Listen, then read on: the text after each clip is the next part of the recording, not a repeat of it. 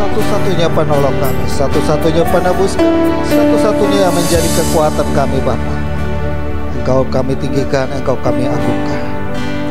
Kami pilih bagian yang terbaik, kami dengar firman, berfirmanlah kepada kami. Kami seperti tanah yang siap dibentuk dan ditabur. Turun atas kehidupan kami dalam nama Tuhan Yesus. Haleluya. Amin. Ya, silakan duduk. Dia yang dengung di sebelah mana nih? Sini atau situ? Oh, gitar. Oke. Ya, salam semua Bapak Ibu dan saudaraku yang saya kasihi dalam Tuhan Yesus. Ya. Saya hari ini kita memperlanjutkan topik kita. Saya ini sebenarnya saudara demen dengan otak-atik Alkitab. Tujuannya cuma satu, supaya kita temukan sesuatu yang menguatkan iman kita. Jadi saya ingin satu materi yang saya sedang bawakan itu, Bapak Ibu boleh mengikutinya dengan baik. Kalau misalnya enggak, diikutin lagi di YouTube, karena saya selalu taruh di sana supaya juga diberkati. Kenapa?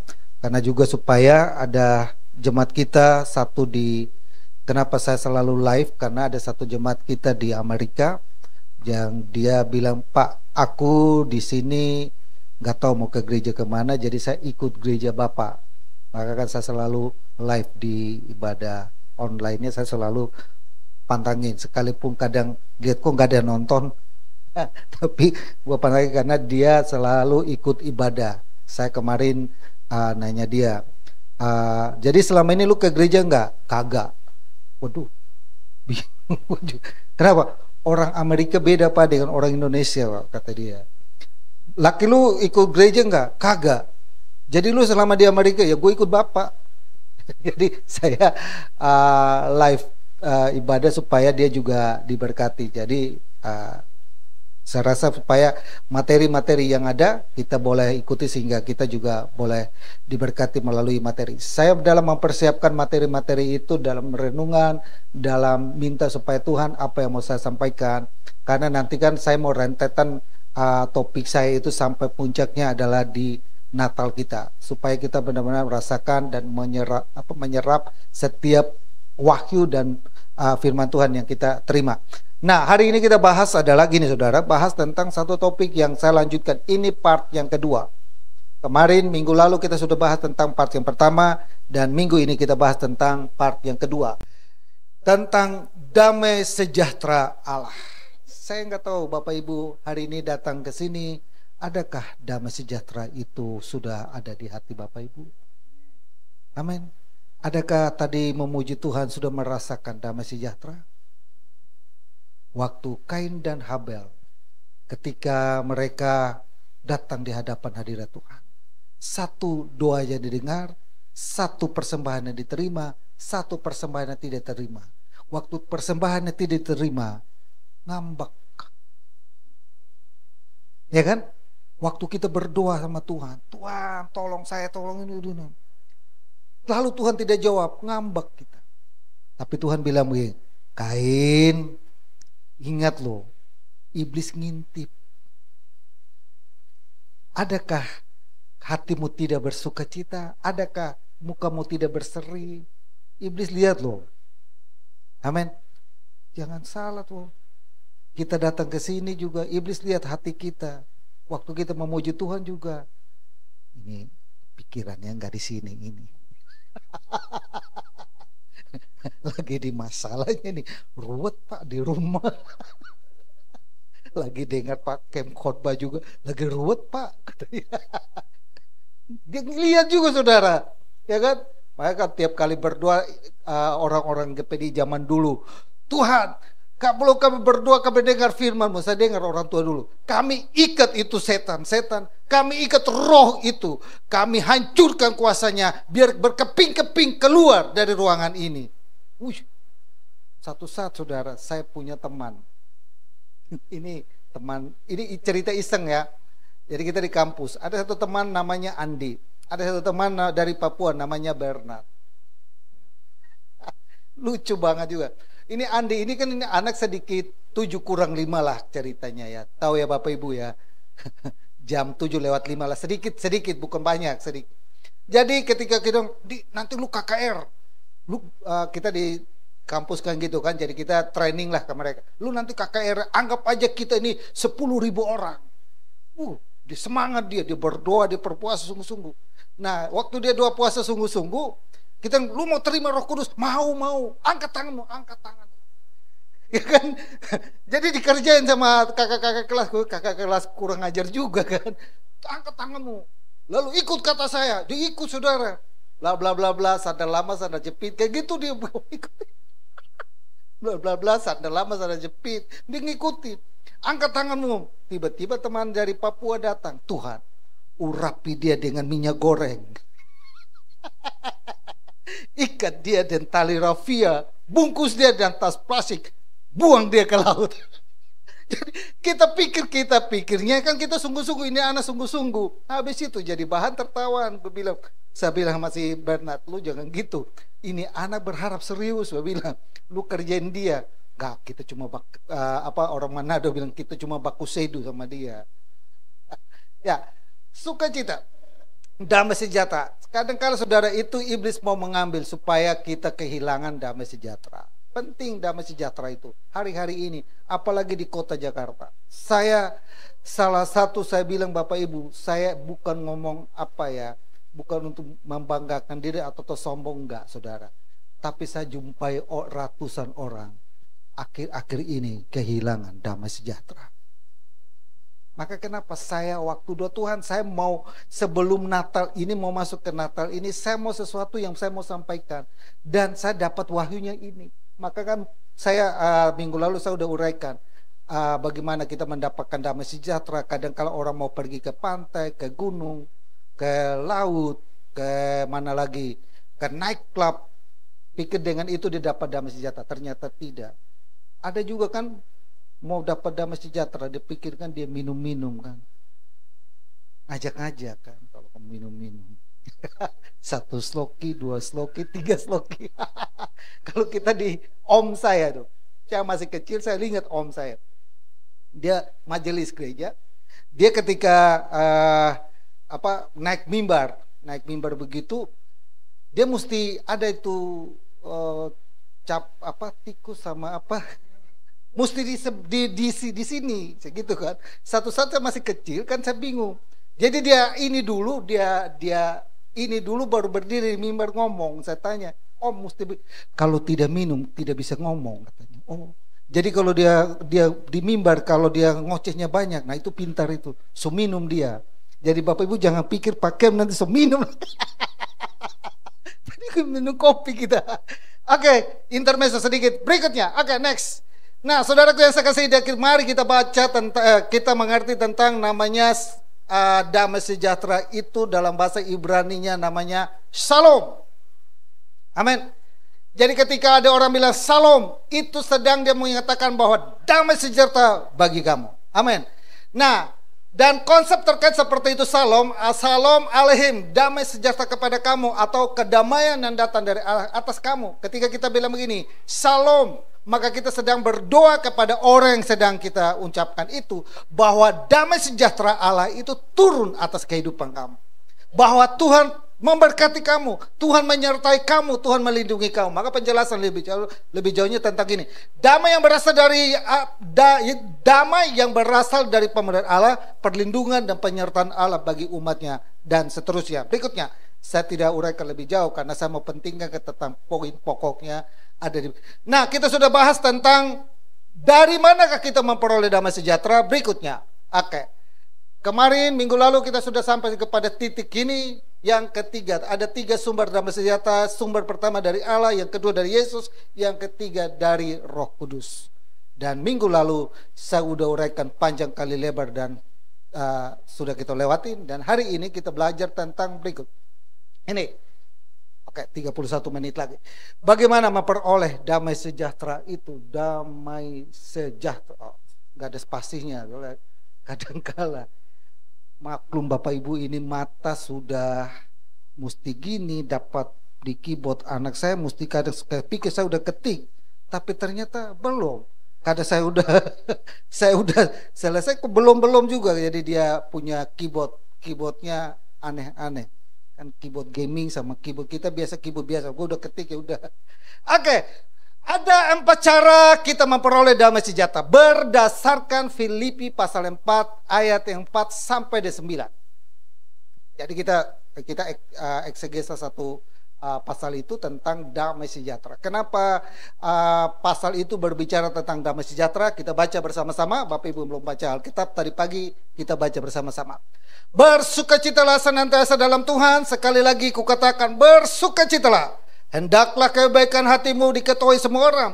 Tuhan sudah dekat. Janganlah hendaknya kamu khawatir tentang apapun juga, tetapi nyatakanlah dalam segala hal keinginanmu kepada Allah dalam doa dan permohonan dengan ucapan syukur. Damai sejahtera Allah yang melampaui segala akal akan memelihara hati dan pikiranmu dalam Kristus Yesus. Berikut, next. Ayat yang ke-8 dan ke-9. Jadi akhirnya saudara-saudara, semua yang benar, semua yang mulia, semua yang adil, semua yang suci, semua yang manis, semua yang sedap didengar, semua yang disebut kebajikan dan patut dipuji, pikirkanlah semuanya itu. Dan apa yang telah kamu pelajari, dan apa yang telah kamu terima, dan apa yang telah kamu dengar, dan apa yang telah kamu lihat padaku, lakukanlah itu. Maka Allah sumber damai sejahtera akan menyertai kamu. Dari ayat yang ke-4 sampai ayat ke-9 kita temukan kata damai sejahtera 2 kali. Makanya saya bilang kenapa saya mau bahas tentang itu damai sejahtera. Kalau kita ketik di Alkitab ada begitu banyak kata damai sejahtera. Pak Nurdin. Thank you Pak. Oke, damai sejahtera ada 2 kali.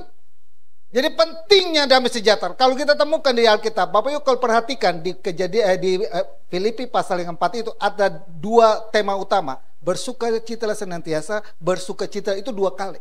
Sama juga dengan damai sejahtera itu diulangi 2 kali. Kalau sesuatu kita temukan di Alkitab berulang sampai 2 kali, itu berarti sesuatu yang sangat penting. Sesuatu yang sangat menjadi perhatian Tuhan. Bahwa jemaat yang ada di Efesus itu, mereka sering kehilangan damai sejahtera. Mereka sering kehilangan sukacita. Karena damai sejahtera dan sukacita itu satu paket. Itu tidak bisa dipisahkan. Mereka berdua kakak adik. Mereka berdua kakak adik, berasal dari satu induk yang namanya sama. Allah itu sumbernya, Yesus itu sumbernya, Roh Kudus sumbernya, dari satu sumber yang sama. Sukacita dan damai sejahtera. Nah, berikutnya ada 4 yang berikutnya. Nah, ini saudaraku. Yang pertama di ayat yang keempat, ayat yang 4 berkata demikian, bersukacitalah senantiasa dalam Tuhan. Sekali lagi kukatakan, bersukacitalah senantiasa. Nah, latar belakang ayat ini muncul, dikatakan bersukacitalah senantiasa. Sekali lagi kukatakan bersukacitalah senantiasa. Dilatar belakangi oleh Paulus menulis surat ini sedang ada di dalam penjara dan menghadapi tuntutan hukuman mati. Kalau ini ada jemaat kita sini, ada yang udah di penjara. Semoga jangan ya. Dijauhkan dari kita ya. Taat-taat saya, dengar-dengar saja, nurut-nurut saja. Amin. Daripada lu pusing masuk. Saya baru tahu, saya masuk ke sana baru satu. Oh begini tuh. Oh ternyata ada permainan begini tuh. Oh begitu tuh. Oh rumitnya begini tuh. Oh susahnya begini. Lu diperas sana, diperas sini. Lu kadalin sana, kadalin sini. Dia ada di dalam penjara. Di dalam penjara dia menghiburkan jemaat yang ada di Filipi. Supaya mereka tetap bersukacita. Tetap bersemangat. Tetap jangan putus asa. Karena mereka sedang berada dalam ancaman yang membuat mereka sukacitanya hilang. Sukacitanya hilang. Kenapa? Karena mungkin mereka kehilangan pekerjaan. Sukacitanya hilang. Kenapa? Karena orderan sepi. Sukacitanya hilang. Kenapa? Karena mungkin mereka bisa ribut suami istri dan lain sebagainya. Sukacitanya bisa hilang. Tapi saudara, dalam keadaan demikian Paulus bilang begini, ingat loh. Saya seharusnya tidak bersukacita. Tapi saya ada dalam penjara. Tapi saya melihat bahwa penjara pun tidak menghambat saya, hati saya tetap bersuka cita. Amin. Yang kedua di situ katakan, pesan ini menantang setiap orang percaya untuk merasakan sukacita yang tidak tergantung pada kondisi eksternal. Jadi Paulus mau supaya jemaat yang ada di Filipi pun mereka bersuka cita, tidak tergantung kepada oh saya dapat lotre, oh saya diberkati, oh saya ditolong, oh saya mengalami mujizat, baru saya bersuka cita.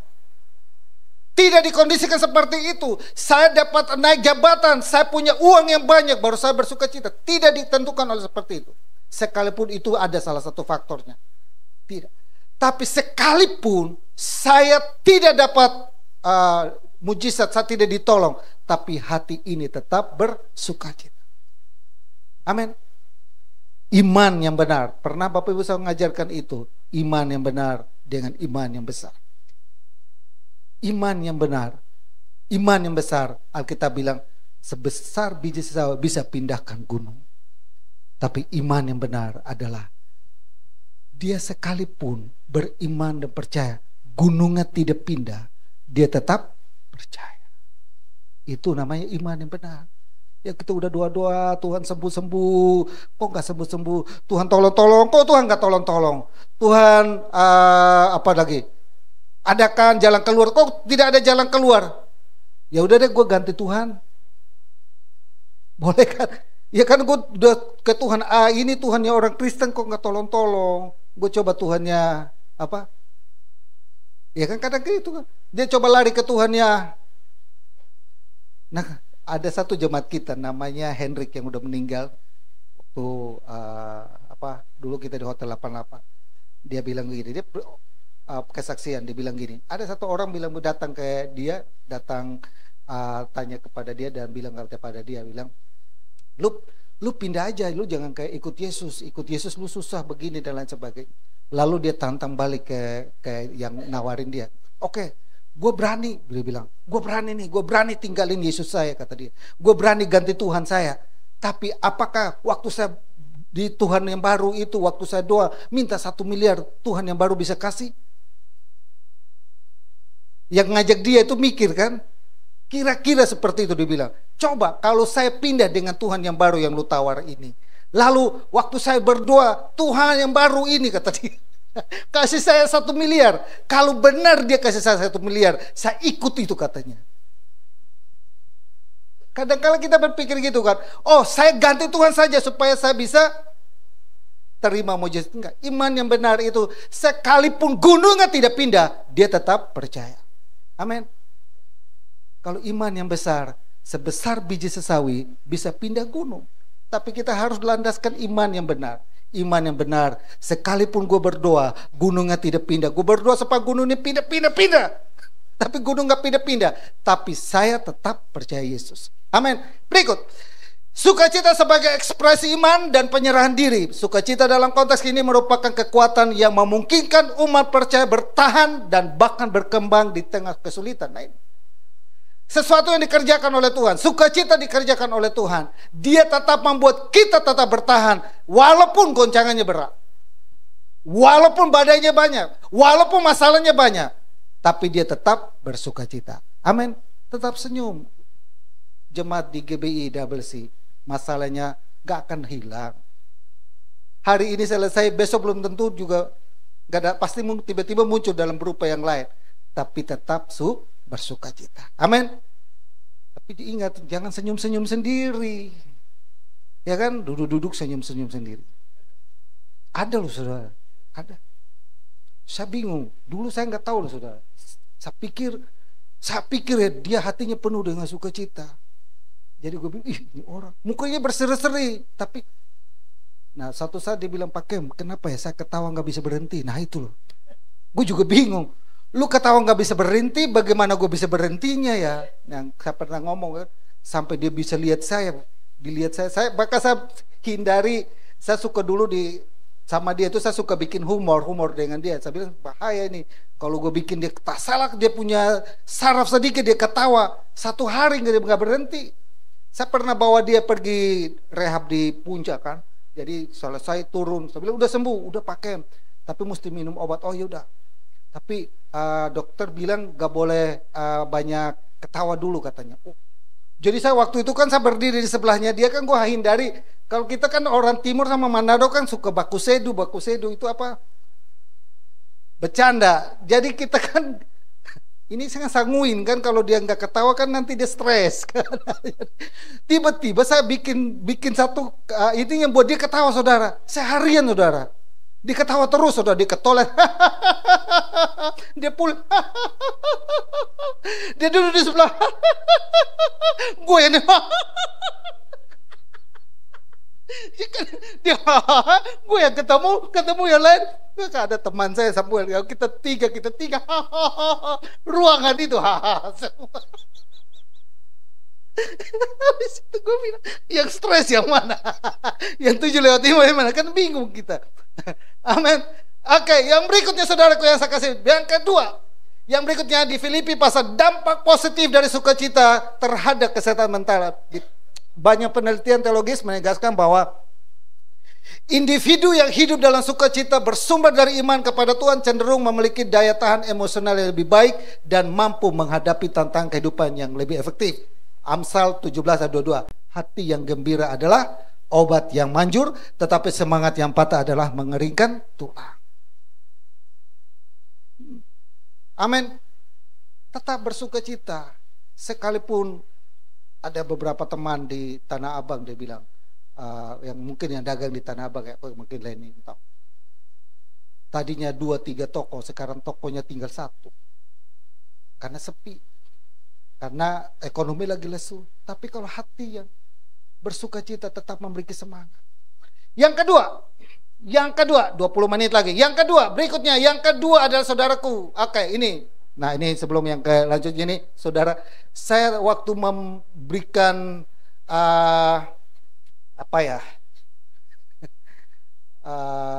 mencari tahu tentang kata sukacitanya, ada gini, dampak positif sukacita pada kesehatan mental itu gini, saudara.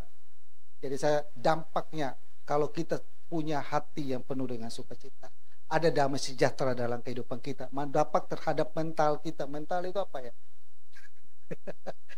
Iya, apa yang saya memantau mental kita gini, mengurangi stres dan kecemasan. Lalu yang kedua adalah meningkatkan mood. Waduh. Lalu yang ketiga adalah meningkatkan harga diri. Ya, yang keempat adalah meningkatkan hubungan sosial. Jadi dia dengan sesama, dengan pasangan suami istri, relasinya lumayan bagus. Mengurangi gejala PTSD. Saya bingung itu PTSD apa ya? Ini istilah-istilah si Bu Jen mungkin yang tahu, atau ada mungkin Bu Desi nggak datang. Yang tahu ini. Post apa nih? Traumatic stress. Orang yang hatinya penuh dengan damai sejahtera, sukacita itu mengalir dalam kehidupannya, mengurangi dampak-dampak seperti itu, meningkatkan kualitas tidur. Jadi kalau tadi malam gue nggak tidur, jadi jangan-jangan gue ini lagi stres. Mikirin jemaat bagaimana, keadaan jemaat bagaimana, doain sudah, puasain juga sudah, bagaimana. Pikirin. Nah, lalu meningkatkan kemauan fokus, meningkatkan rasa makna hidup. Jadi ya kalau nggak fokus, ingat ya, nih udah hilang damai sejahteranya, udah mulai hilang, sukacitanya udah mulai hilang. Perbaiki. Amin. Berikutnya saudara, yang kedua adalah saudara ayat yang kelima. Hendaklah kebaikan hatimu diketahui semua orang, Tuhan sudah dekat. Kata Yunani epikes. Sering dipakai untuk menggambarkan kelembutan, kemurahan hati, kesabaran, dan pengendalian diri dalam hubungan antara sesama manusia. Jadi kebaikan hatimu hendaklah diketahui oleh semua orang. Ternyata saudara, damai sejahtera itu juga berkaitan dengan bagaimana kita berbuat baik.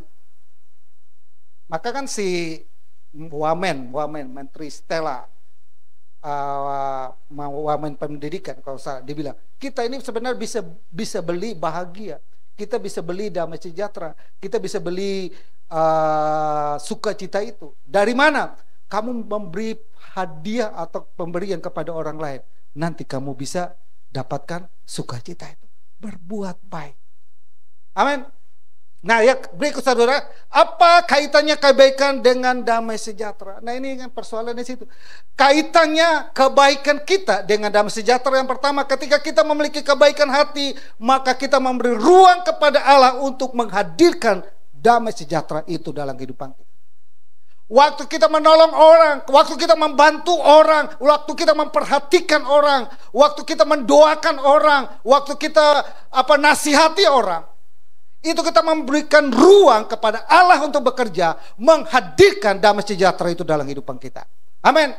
Biar viral di YouTube kita nanti.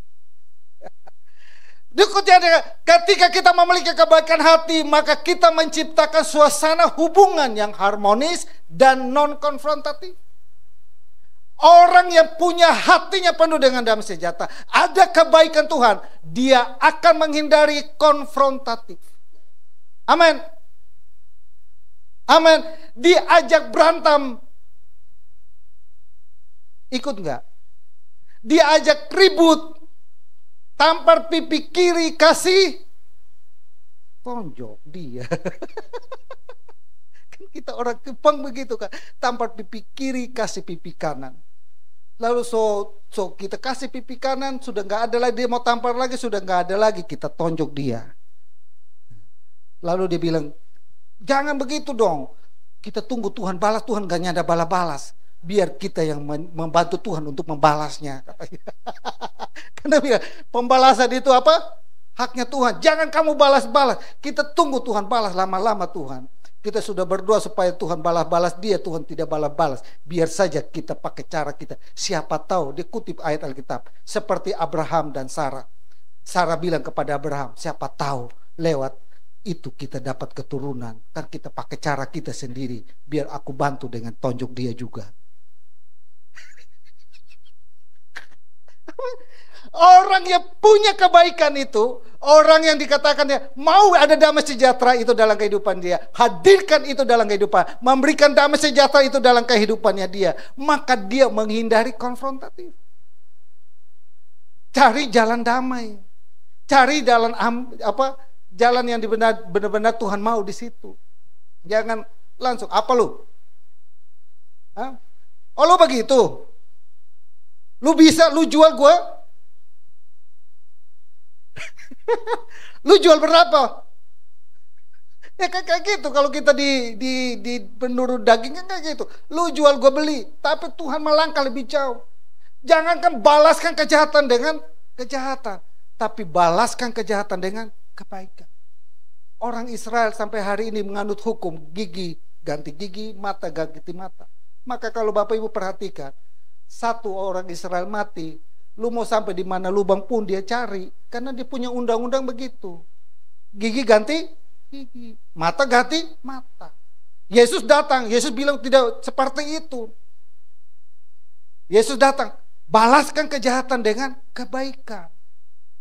Maka kan sampai hari ini kenapa orang Israel itu, ada teman kita di Amerika, Pak bingung, kita kan percaya Yesus, Yesus kan orang Israel, kenapa orang Israel itu nggak percaya Yesus? Ya gitu, orang Yesus ngajarin bilang, balaskan kejahatan dengan kebaikan. Sedangkan aturan di dalam Musa, kalau mata satu lu di ini lupa balikin lagi. Jadi dididik sedemikian rupa dari kecil saudara, mereka ditanam sedemikian sampai besar sampai sekarang. Sudah tua-tua bangka gitu. Jadi dia ngerti tentang itu. Kalau gua mati satu, lu harus 100. Tapi Yesus datang, damai sejahtera itu datang, memberikan kita pemahaman. Balaskan kejahatan dengan kebaikan. Tuhan sudah dekat. Baik-baik kita, amin. Saling baik-baik kita. Tenang. Sabar saja, tenang saja. Gak usah ladenin. Biar anggap aja biarin udah tenang aja. Kan cari damai sejahtera daripada kita cari cakap pinggang. Maka kan ada satu terapi yang saya baca buku bagaimana mengelola konflik itu. Dia bilang kalau kita ribut atau berantem, hindari jangan ada yang berdiri. Kalau kita lagi ribut nih, duduk saja. Kalau duduk nggak reda-reda tidur. Pak, saya udah tidur, udah duduk, udah tidur, udah masih ngoceh melulu, tidur sonu sudah, tidur. tutup kuping sudah. Kalau dia masih ribut terus, akhirnya saya nggak sanggup lagi Pak. Jadi saya bangun lagi, saya tantangin dia, jangan bangun. Lalu kalau sampai bangun dia bilang minum air putih. Saya sudah praktekkan. Saya 5 tahun pertama, ini adik ipar saya jadi kesaksian. Saya ngomong ini ada adik ipar saya. Saya ngalami. Dan itu saya lakukan. Ternyata manjur. Bukan hanya firman Tuhan, tapi itu juga manjur. Amin. Yang berikutnya, next, kita cepat. Ya, yang ketiga di ayat 6. Janganlah hendaknya kamu khawatir tentang apapun juga, tetapi nyatakanlah segala hal keinginanmu kepada Allah dalam doa dan permohonan di ucapan syukur. Maksudnya adalah saudara, lewat doa dan ucapan syukur kita mengalihkan fokus kita kepada kekhawatiran dan kepada Allah adalah sumber damai sejahtera. Ketika kita kehilangan damai sejahtera itu, ketika kita mau supaya damai sejahtera itu dalam kehidupan kita, hal yang ketiga yang kita lakukan adalah doa dan ucapan syukur. Waktu kita berdoa dan mengucap syukur, maka kita alihkan perhatian kita yang tadinya kepada ketakutan, kecemasan, dan lain sebagainya. Kita fokuskan kepada Allah adalah sumber damai sejahtera. Amin.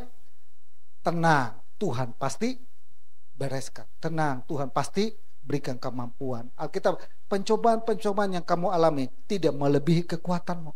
Pada waktu kamu dicobai, Alkitab bilang apa? Tuhan memberikan jalan keluar.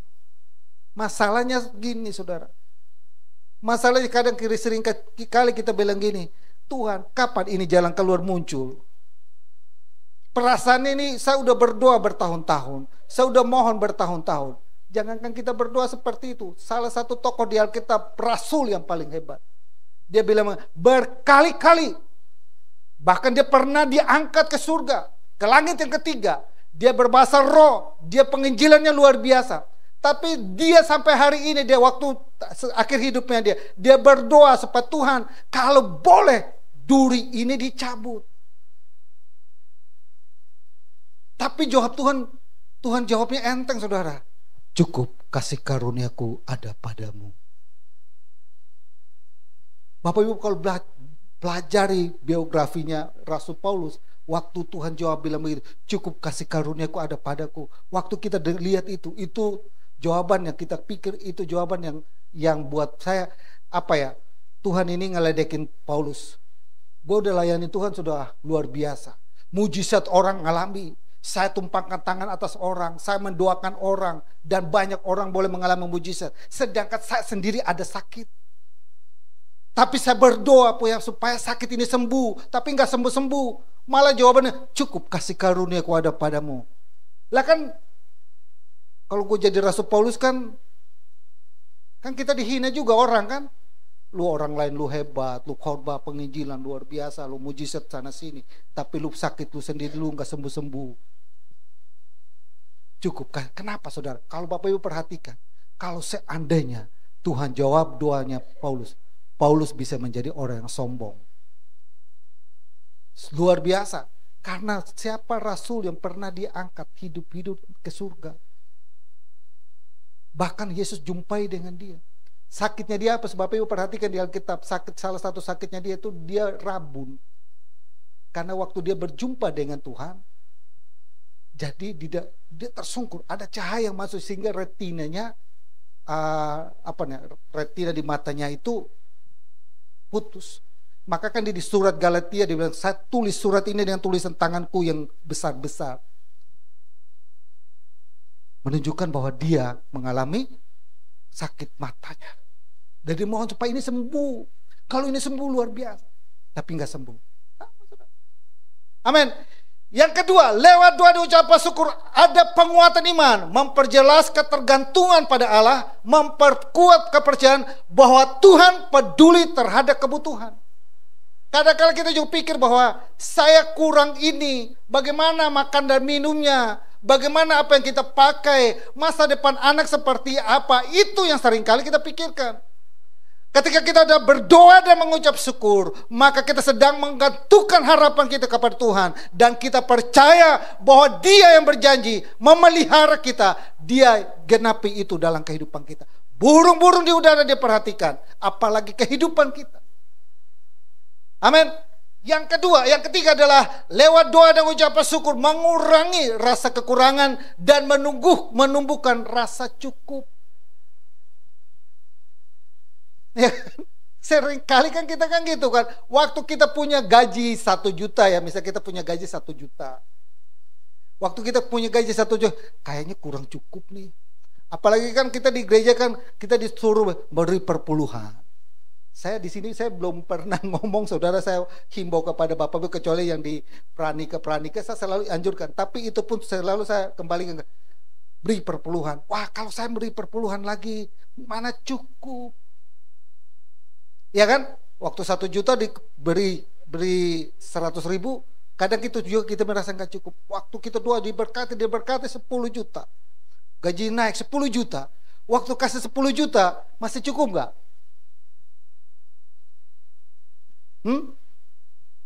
Dari 1 juta dia merasa kurang. Tapi ketika gajinya naik ke 10 juta, kira-kira masih cukup nggak? Hah? Masih apa? Kurang. Ya nggak? Masih kurang. Saya bergaul dengan orang-orang ini, jadi saya tahu waktu dia income-nya 100 juta, kita pikir, wow itu gede banget. Wow. Tapi pertanyaan kita kembali, cukup nggak? Ya kan? Saya bergaul dengan teman-teman di Full Gospel ya. Jadi saya tahu mereka. Waktu pendapatan dia, income dia 1 miliar.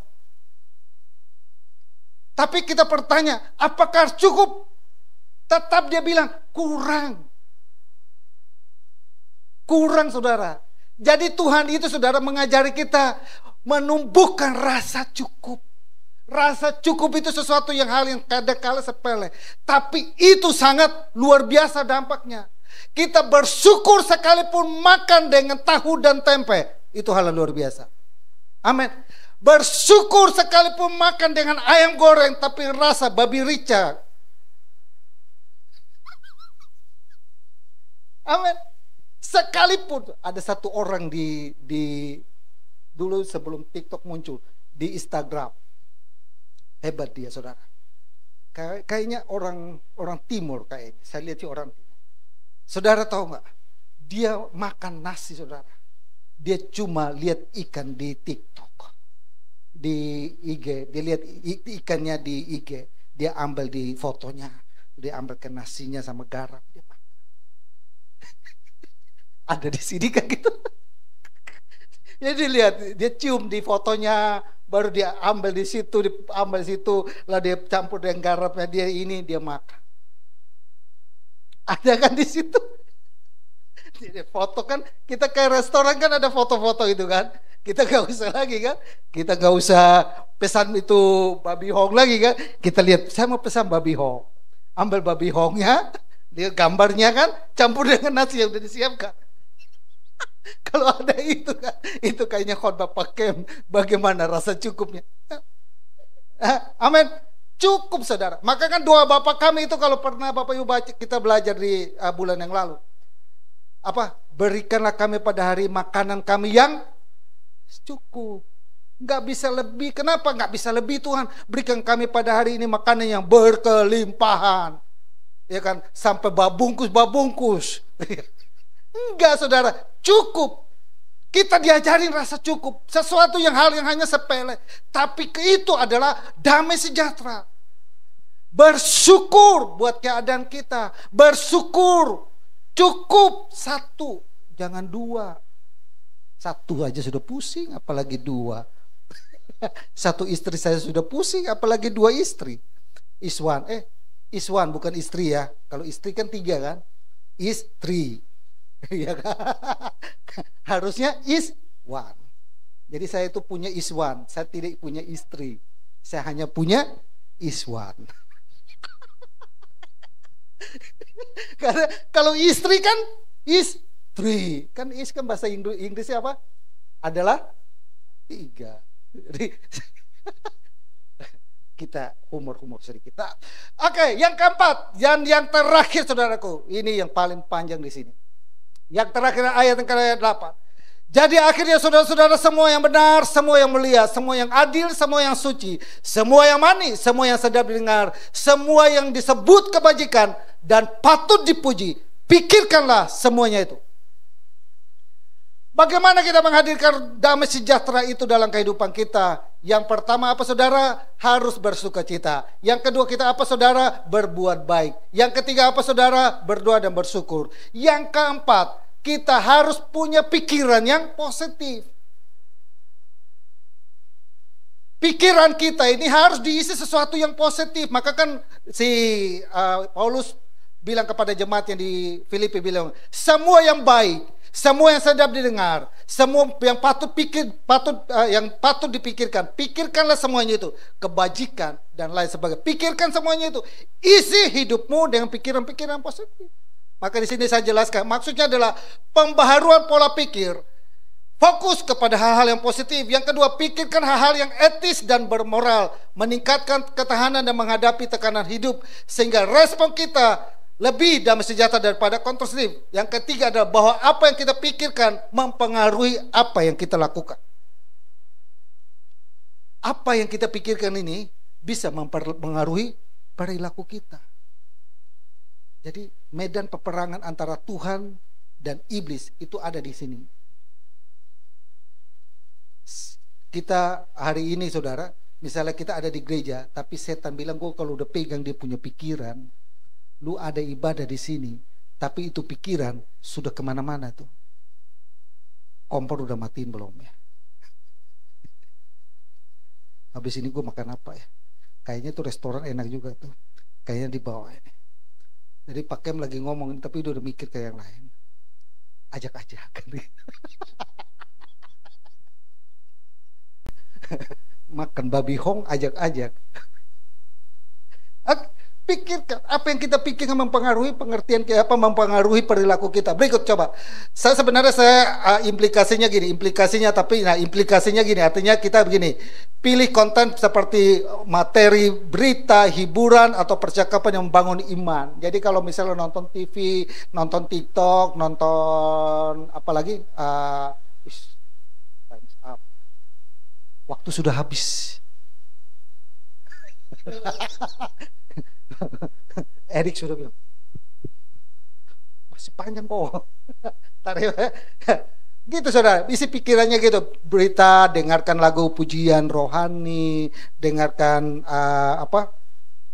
berita-berita yang membangunkan. Misalnya nonton YouTube yang membangunkan iman, lagu-lagu rohani, nonton film-film rohani.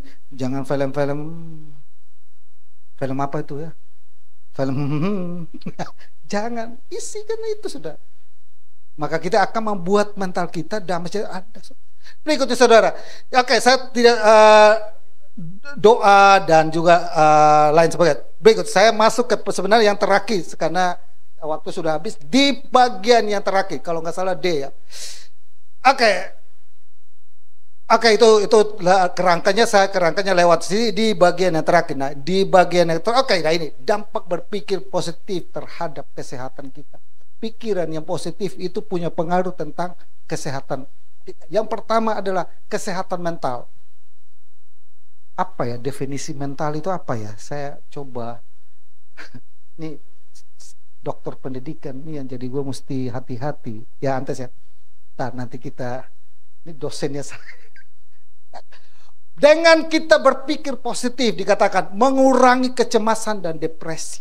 Lalu yang kedua, fokus pada hal yang baik dan dapat mengurangi frekuensi pemikiran repetitif diulangi setiap hari yang menimbulkan stres, meningkatkan suasana hati. Pikiran yang positif seringkali terkait dengan pelepasan neurotransmitter ini orang transmitter dopamin dan serotonin dan soraturoso yang meningkatkan mood. Itu ternyata itu istilah-istilah di dalam mental itu muncul di situ. Dengan kita berpikir positif, hal-hal itu buat muncul. Jadi kalau moodnya lagi kurang bagus, tadi pagi saya jalan sama istri, tiba-tiba keluar satu kata, tiba-tiba moodnya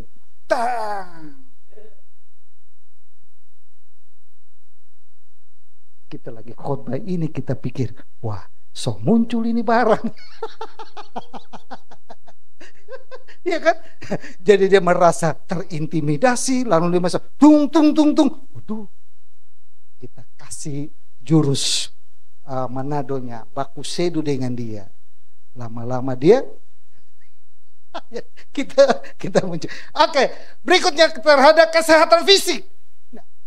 Berpikir positif bukan hanya berpengaruh kepada kesehatan mental, tapi berpengaruh juga terhadap kesehatan fisik. Menurunnya respon stres, pola pikir yang positif bisa menurunkan produksi hormon stres. Jadi kalau kita berpikir tentang yang baik, yang mulia, yang sedap didengar, hal-hal yang baik itu, kita dengar berita tentang hal yang baik, kita nonton berita tentang hal baik, apa yang kita masukkan kepada telinga kita, mata kita, semua itu tentang hal-hal yang baik, maka akan menurunkan hormon stres. Amin. Yang berkontribusi pada tekanan darah lebih stabil. Jadi jangan-jangan kalau darah kita sudah tinggi, tensi naik ini, jangan-jangan hilang damai sejahtera itu. Jadi pergi ke dokter, tensinya berapa? Wah, hilang damai sejahtera. saya tensinya dari tadinya rendah sekarang sudah tinggi. Berarti damai sejahtera sudah mulai berkurang. Wah, gawat ini, kita bilang kurang makan babi ho, kurang makan yang asin, kurang makan apa? Kata Bu Jen, minum banyak jus, jangan minum banyak teh. Teh itu ternyata menggerogotin tulang. Itu tips dari Bu Jen, saya baru tahu, saya bagikan. Jangan minum banyak teh, apalagi teh botol, jangan. Saya digugat sama teh botol nanti. Bapak melanggar hukum karena Bapak sudah melarang jemaat Bapak minum teh. Jadi saya tuntut Bapak, maaf, teh botol. Oke, sistem kekebalan yang lebih baik, stres kronis menekan imunitas. Dengan berpikir positif, tubuh cenderung lebih mampu menghadapi infeksi dan penyumbatan lebih cepat. Dengan kita berpikir positif, ternyata saudara, secara fisik kita menghambat ada saraf-saraf yang mungkin rusak, ada sel-sel yang mungkin rusak. Ternyata itu bisa dicegah. Itu sebabnya jemaat Tuhan yang ada di GBIWC, saya berharap kepada kita semua yang ada, mari kita peroleh damai sejahtera itu. Mari hadirkan damai sejahtera itu dalam rumah tangga kita. Mari hadirkan itu dalam pekerjaan kita. Damai sejahtera itu ada dalam pekerjaan kita, dalam rumah tangga kita, dalam bisnis kita, dalam segala sesuatu dan hadirkan itu. Maka secara mental kita kuat, secara fisik kita sembuh. Amin. Kenapa? Karena itulah yang kekuatan damai sejahtera. Ada 3 kekuatan yang kita minggu lalu kita sudah bahas. Ada tangan Allah yang bekerja di sana. Ada tangan Tuhan yang bekerja, Yesus yang bekerja di sana. Ada Roh Kudus yang memampukan kita untuk menghadirkan damai sejahtera itu hidup kita. Amin. Berikut, coba next, selesai. Ya, selesai. Kiranya renungan hari ini menguatkan kita dan memberkati kita. Satukan hati dan kita berdoa. Bapa kami dalam surga, dalam nama Tuhan Yesus bersyukur dan terima kasih Tuhan, Engkau begitu baik kepada kami lewat kebenaran firman hari ini. 4 hal yang kami sudah renungkan hari ini Bapa. Biar kami mau memperoleh damai sejahtera itu dalam hidupan kami. Kami memperbaiki doa-doa dan ucapan syukur kami. Kami perbaiki perbuatan baik kami.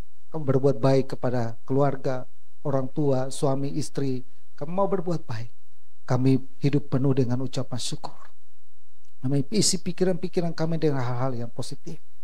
Karena kami tahu situ ada sukacita yang besar Tuhan terjadi di kehidupan kami. Berkati kami semua dalam nama Tuhan Yesus. Haleluya. Amin. Oke, amin. Saya serahkan.